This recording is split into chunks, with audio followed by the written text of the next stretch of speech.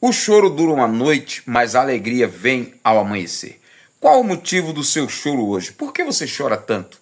Como transformar o seu choro, as suas lágrimas, em um motivo de louvor? Queridos, a paz do Senhor, mais um devocional da AD Holinés, mais um pão diário para nós meditarmos e aprendermos mais ainda da palavra de Deus. Tem sido muito bom. Hoje é dia 15 de janeiro de 2025 e o tema que nós vamos meditar hoje é do choro para o louvor, baseado no livro do profeta Abacuque, capítulo de número 3, versículo 17 ao 18. A irmã Mônica era uma mulher muito dedicada ao Senhor, muito devotada ao Senhor. Esta tinha um filho que ela orava insistentemente a Deus para que Deus tivesse um encontro com o seu filho. O seu filho mudava-se de cidade a cidade, de lugar para lugar, mas nunca queria nada sério em respeito à sua salvação. Pouco tempo depois, este homem, este jovem, se encontra com Deus. Ninguém mais, ninguém menos do que ele, que conhecemos como Agostinho, bispo de Hipona, que se tornou um dos maiores teólogos e referência até nos dias de hoje.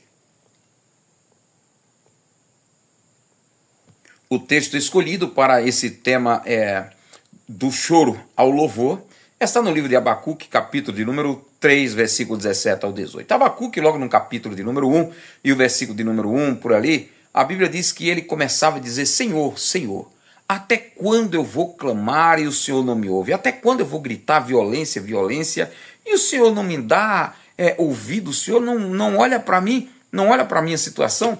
E a Bíblia diz que quanto mais Abacuque orava, mais a situação se complicava, mais roubo acontecia, mais violência acontecia na sua época.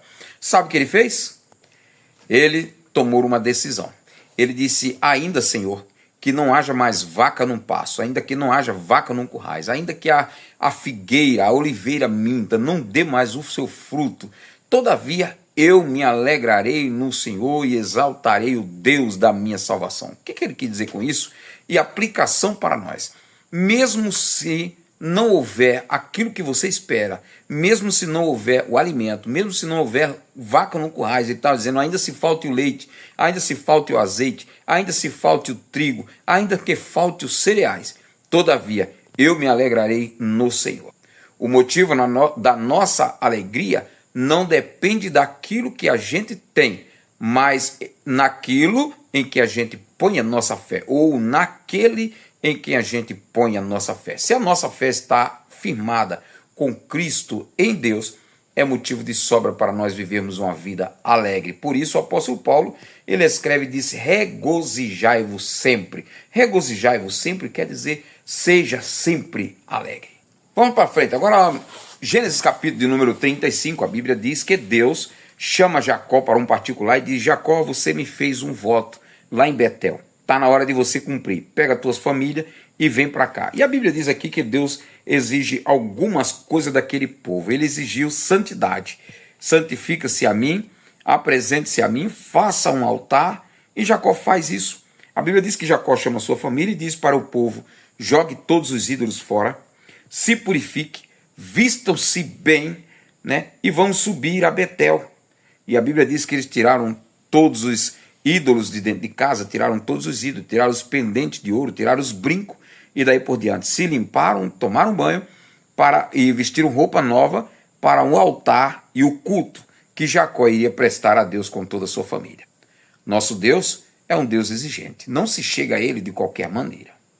Acontece aí mais uma vez que 3 mortes. A Bíblia diz que Débora, que era serva de Raquel, morre. A Bíblia diz também que Isaac morre aos seus 180 anos e Raquel também morre. A Bíblia diz que ela morre na hora do parto. Quantas mulheres têm morrido na hora do parto, né? Uma dor tão dolorida, uma hora tão dolorida, e mesmo assim ceifa a vida de milhares de mulheres. Que o Senhor possa guardar todas aquelas que estão grávidas e têm acesso a esse vídeo nesse momento. Que Deus lhe dê, minha irmã, uma boa hora no seu parto. Nosso Deus é um Deus que não se esquece das pessoas. Lá no livro de Hebreus diz isso, capítulo de número 10. Ele também não esqueceu-se de Esaú. Então traz aí o capítulo de número 36, trazendo a genealogia desta família de Esaú. Vai mostrando ali os príncipes que Esaú teve, os filhos de Esaú, né? São muitos príncipes. Se a gente for citar os nomes aqui, a gente vai longe.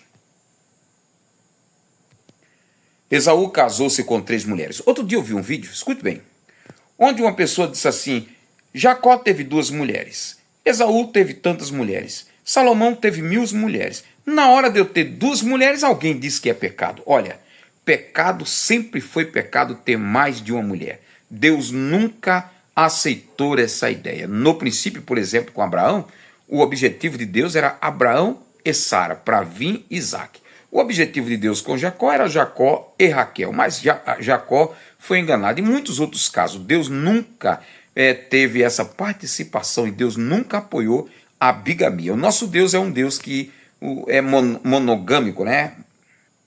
E não bígamo e nem polígamo. Ele aceita a ideia de monogamia.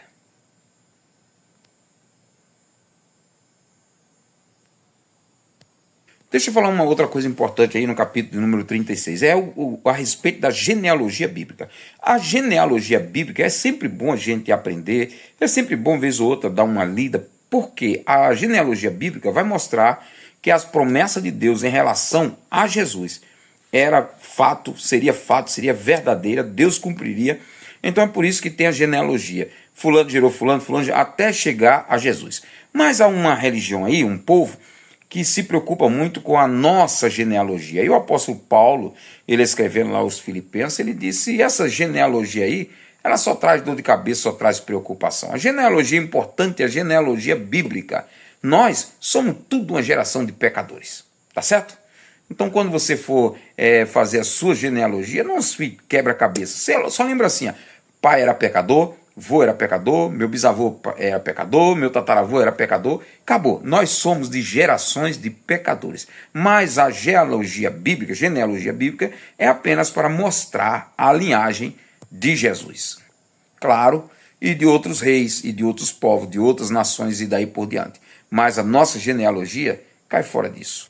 Capítulo 37, mais uma vez nós vemos aqui o filho predileto dentro de casa. A Bíblia diz que José, agora é a história de José, né, um jovem filho de Jacó. Jacó tinha 11 filhos, mas já José foi seu filho predileto. Mais uma vez aqui vem uma orientação para os irmãos: não tenha filho predileto, ame os seus filhos por igual.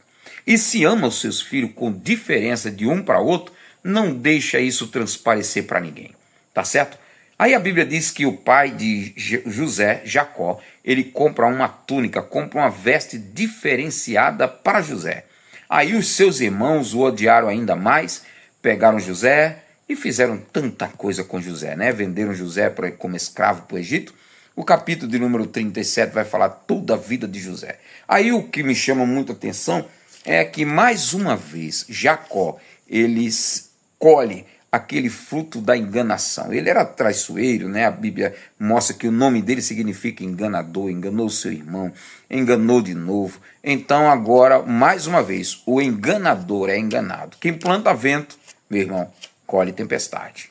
A Bíblia diz que Jacó teve que viver muito tempo com o pensamento e entendimento de que o filho dele, José, era morto, quando na verdade Deus havia protegido e guardado para salvamento não só da sua família, mas de toda a nação de Israel, do Egito e do mundo inteiro, na época daquela grande fome. Vale a pena ler o capítulo 37 do livro de Gênesis.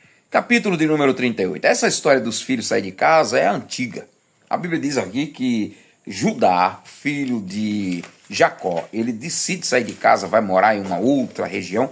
Lá ele casa-se, tem uma mulher, a mulher tem 3 filhos. Os 3 filhos dele, né, a Bíblia diz que um deles casa-se, o filho dele casa-se. O nome do filho dele, o primeiro, era Er. A Bíblia diz que Er era mau perante Deus, pelo qual Deus tirou a vida.